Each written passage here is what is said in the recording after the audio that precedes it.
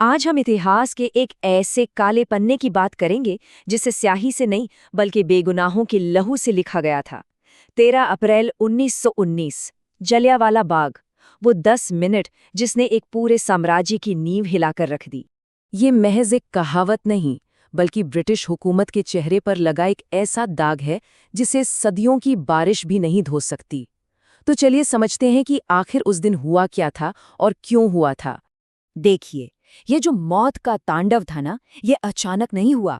इसके पीछे सालों का धोखा था, क्रूरता थी और एक ऐसे काले कानून की साजिश थी जिसने पूरे हिंदुस्तान की रूह को छलनी कर दिया था।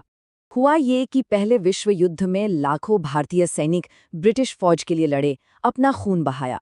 सबको उम्मीद थी कि इस वफादारी के बदले अब अपने देश में कुछ अधिकार मिलेंगे, थोड़ी आज़ादी मिलेगी। लेकिन जंग खत्म होते ही अंग्रेजों ने इनाम की जगह एक और जख्म दे दिया। ये जख्म था रॉलेट एक्ट, जिसे सबने काला कानून कहा। इसका सिद्धांत बहुत सीधा और उतना ही खौफनाक था। न दलील, न वकील, न अपील।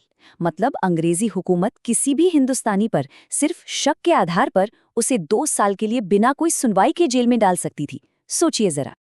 लेकिन जब जुल्म अपनी हदें पार करता है तो लोग भी चुप नहीं बैठते।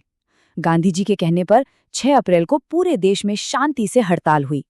9 अप्रैल को तो अमृतसर में कमाल ही हो गया। हिंदुओं और मुसलमानों ने एक ही बर्तन से पानी पी के एकता का ऐसा संदेश दिया कि अंग्रेजों की नींद उड़ गई। और इसी से बौखलाकर उन्होंने 10 अप्रैल को 2 बड़े नेताओं डॉक्टर सत्यपाल और डॉक्टर किचलू को गिरफ्तार कर लिया।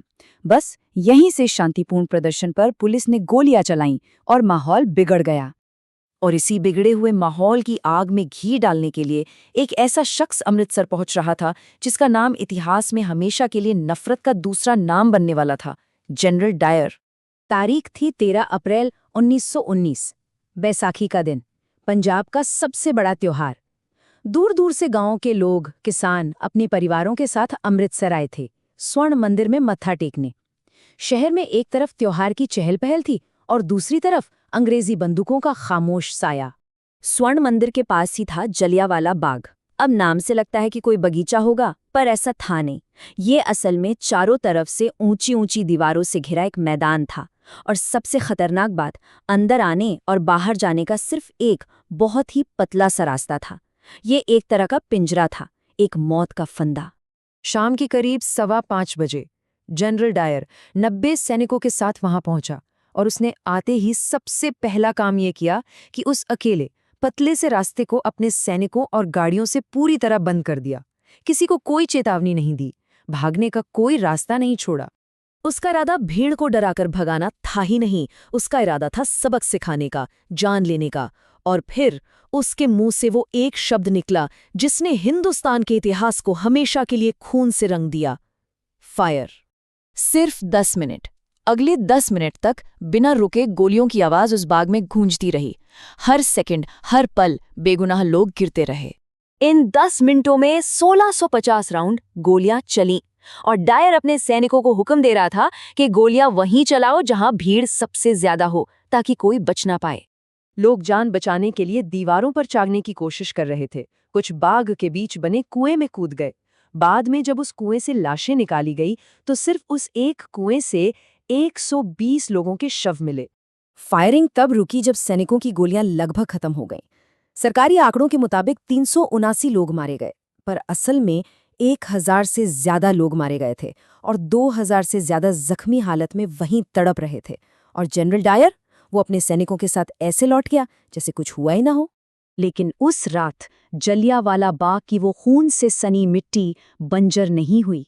उस मिट्टी में आज़ादी का एक ऐसा बीज बोया गया जिससे उठने वाला तूफान अब ब्रिटिश साम्राज्य की जड़ों को हिलाने वाला था। बाद में जब दिखावे के लिए एक कमीशन बना और डायर से पूछा गया तो उसने बड़ी बेशर्मी से कहा, हाँ, मैं चाहता तो भीड़ को बिना गोली चलाए भी हटा सकता था, पर मैं उन्हें एक ऐसा सबक सिखाना चाहता था जो वो कभी ना भूलें। और अब सुनिए कहानी का सबसे शर्मनाक हिस्सा। इतने बड़ा कत्लेआम के बाद भी जब डायर इंग्लैंड वापस गया तो उसका स्वागत एक हीरो की तरह हुआ। ब्रिटेन की संसद के हाउस ऑफ लॉर्ड्स ने उसकी तारीफ की और उसके चाहने वालों ने चंदा इकट्ठा करके उसे 26,000 पाउंड का इनाम दिया। लेकिन इसी खून से सनी मिट्टी ने भारत को 2 ऐसे सपूत भी दिए जिनकी कहानी आज भी हमें प्रेरणा देती है। एक थे 12 साल के भगत सिंह, जो उस बाग में गए, खून से भीगी मिट्टी उठाई और देश को आज़ाद कराने की कसम खा ली। और दूसरे थे उधम सिंह, जिन्होंने इस नरसंहार को अपनी आंखों से देखा था और जिनके दिल में बदले की आग जल उठी।